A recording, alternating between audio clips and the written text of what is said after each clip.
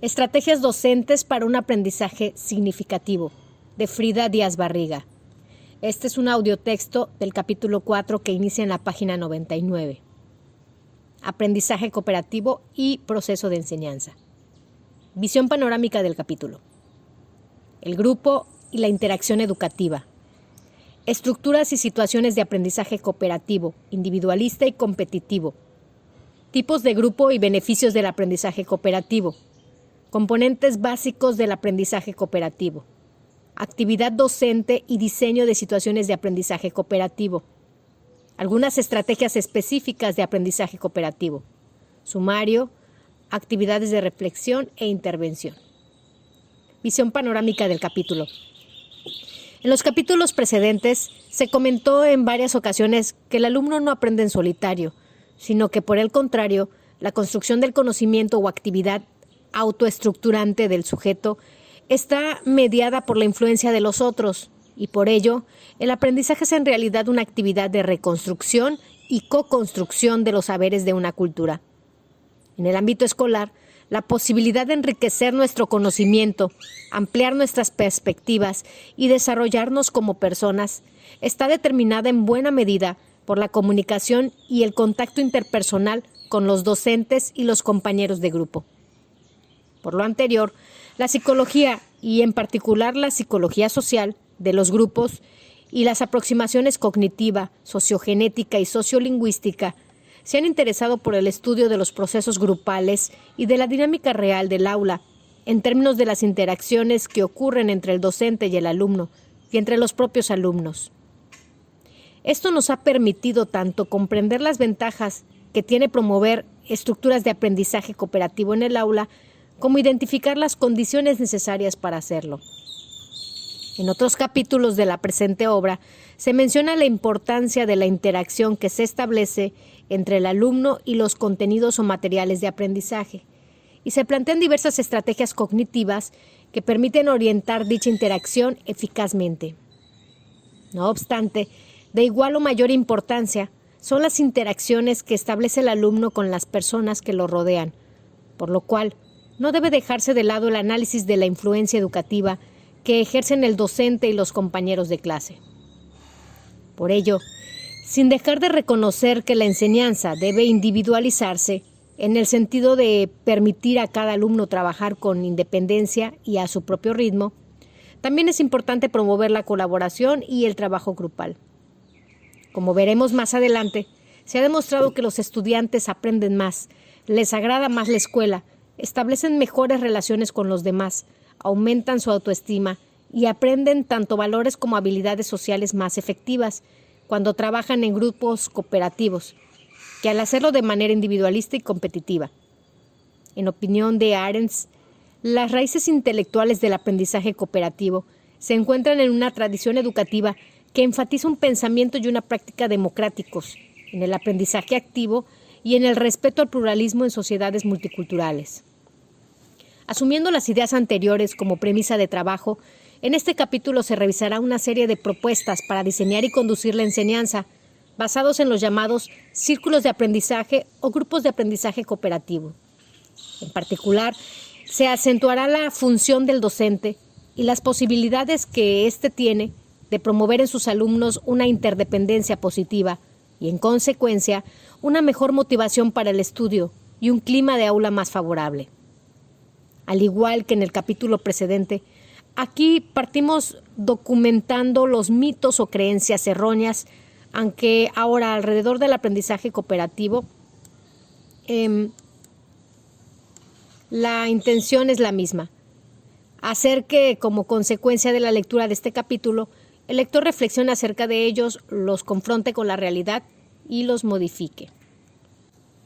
Y aquí están algunos de los mitos alrededor del aprendizaje cooperativo. Primer mito: las escuelas deben fomentar la competición porque en el mundo en que vivimos el pez grande se come al chico. Segundo mito: los estudiantes aventajados resultan perjudicados al trabajar en los grupos heterogéneos de aprendizaje cooperativo. Tercer mito: cada miembro de un grupo de aprendizaje cooperativo debe de trabajar lo mismo y alcanzar el mismo nivel de rendimiento. Cuarto mito sobre el aprendizaje cooperativo. En el aprendizaje cooperativo es conveniente dar una sola calificación grupal sin considerar los resultados individuales. 5. Quinto mito. El aprendizaje cooperativo debería convertirse en la única estructura de aprendizaje a emplear, puesto que ha demostrado su efectividad independientemente del tipo de materia y actividad escolar. 6. El éxito en el empleo de las técnicas de aprendizaje cooperativo estriba en la administración de incentivos o recompensas. Y 7. El último mito alrededor del aprendizaje cooperativo es que el aprendizaje cooperativo es simple y de fácil implementación. El grupo y la interacción educativa.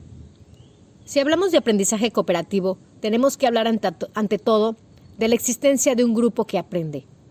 Un grupo puede definirse como una colección de personas que interactúan entre sí y que ejercen una influencia recíproca. Dicha influencia recíproca implica una interacción comunicativa en la que se intercambian mutuamente señales, palabras, gestos, imágenes, textos, entre las mismas personas, de manera continua en un periodo dado, donde cada miembro llega a afectar potencialmente a los otros en sus conductas, creencias, valores, conocimientos, opiniones, etc. La simple proximidad física no define a un grupo. En este sentido, las personas que viajan una mañana en el mismo vagón del metro o los asistentes a un juego de fútbol no constituyen necesariamente un grupo. Lo anterior no invalida la influencia que pueda tener la simple presencia del otro o el impacto de los intercambios casuales.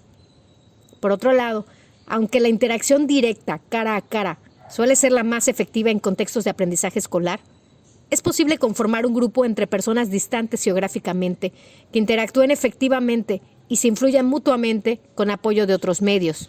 Por ejemplo, redes de discusión vía computadora, conversaciones telefónicas, circuitos cerrados de televisión, transmisiones de radio y correo, entre otros.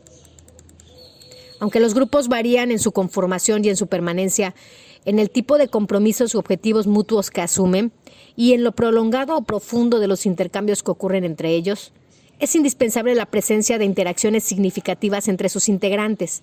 El concepto de interacción educativa evoca situaciones en las que los protagonistas actúan simultáneamente y recíprocamente en un contexto determinado, en torno a una tarea o un contenido de aprendizaje, con el fin de lograr unos objetivos más o menos definidos. De esta manera, los componentes intencionales, contextuales y comunicativos que ocurren durante las interacciones docente-alumno y alumno-alumno se convierten en los elementos básicos que permiten entender los procesos de construcción de un conocimiento que es compartido. Hemos afirmado antes que el rol central del docente es el de actuar como mediador o intermediario entre los contenidos del aprendizaje y la actividad constructiva que despliegan los alumnos para asimilarlos. Ello ha conducido a los psicólogos de la corriente sociocultural vygotskiana a plantear que los aprendizajes ocurren primero en un plano interpsicológico, es decir, mediado por la influencia de los otros, y después a nivel intrapsicológico, una vez que los aprendizajes han sido interiorizados, debido al andamiaje que ejerce en el aprendiz aquellos individuos expertos que lo han apoyado a asumir gradualmente el control de sus actuaciones. En la figura puede observarse el proceso de construcción del aprendizaje que recoge la idea de andamiaje y enfatiza el papel mediador del sujeto que funge como enseñante. Y aquí está la proporción de la responsabilidad en la relación de la tarea.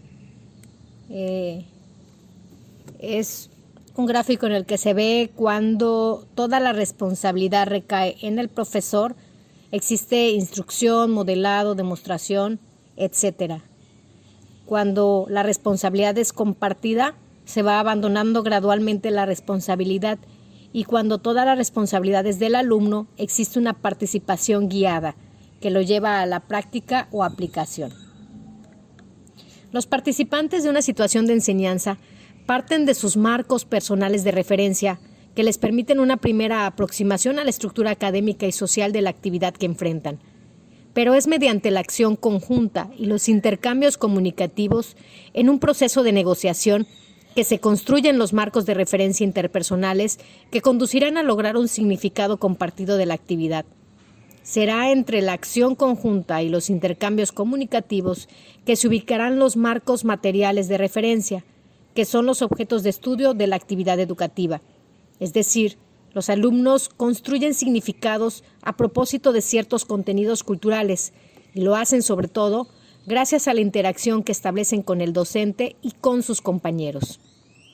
La enseñanza puede ser descrita como un proceso continuo de negociación de significados, de establecimiento de contextos mentales compartidos, fruto y plataforma a la vez de este proceso de negociación. La complejidad de los procesos asociados con el funcionamiento de un grupo de aprendizaje es enorme y trasciende la esfera de lo que por lo común se entiende como estrictamente académico. Antes bien, da cuenta de situaciones vinculadas a cuestiones como la satisfacción de necesidades de pertenencia, afecto, estatus o poder, a la manifestación de determinados estilos de liderazgo, al manejo de las expresiones afectivas de los participantes, al nivel de logro y recompensa alcanzados, entre otros. También cobran importancia los valores en juego, así como las actitudes y habilidades sociales mostradas por estudiantes y profesores, ayuda mutua, respeto a la diversidad, tolerancia, diálogo, inclusión, o por el contrario, discriminación, segregación, subordinación, competencia destructiva, etc. De ello dependerá si el grupo de aprendizaje logra conformarse como tal y se genera realmente la cooperación. De acuerdo con Schmuck, con base en las ideas de Talcott Parsons, los profesores que facilitan la interdependencia entre sus estudiantes son aquellos que conceden gran valor a la cohesión del grupo, ofrecen apoyo a los alumnos y promueven clases productivas, donde ocurren intercambios afectivos positivos. Se atiende y respeta la diversidad entre los alumnos y se conducen discusiones abiertas acerca del currículo y del grupo mismo. Por lo anterior, consolidar el aprendizaje cooperativo en el aula no es solo cuestión de aplicar una técnica puntual o conducir una dinámica o actividad grupal vinculada al contenido de la materia a enseñar. Estructuras y situaciones de aprendizaje cooperativo, individualista y competitivo. La institución educativa enfatiza un aprendizaje individualista y competitivo que se ve plasmado no solo en el currículo, en el trabajo en clase y la evaluación, sino en el pensamiento y la acción del docente y sus alumnos. La evidencia revela que las sesiones de clase están estructuradas de manera cooperativa solo de un 7 a un 20%, mientras que casi un 80% implica aprendizaje individualista y competitivo. De acuerdo con Enesco y Del Olmo, una situación escolar individualista es aquella donde no hay ninguna relación entre los objetivos que persigue cada uno de los alumnos, pues sus metas son independientes entre sí. El alumno percibe que la consecución de sus objetivos depende de su propia capacidad y esfuerzo, así como de la suerte y de la dificultad de la tarea. Sin embargo, considera menos relevantes el trabajo y el esfuerzo que realizan sus demás compañeros, puesto que no hay metas ni acciones conjuntas. A su vez, en una situación escolar competitiva, los objetivos que persigue cada alumno no son independientes de lo que consigan sus compañeros.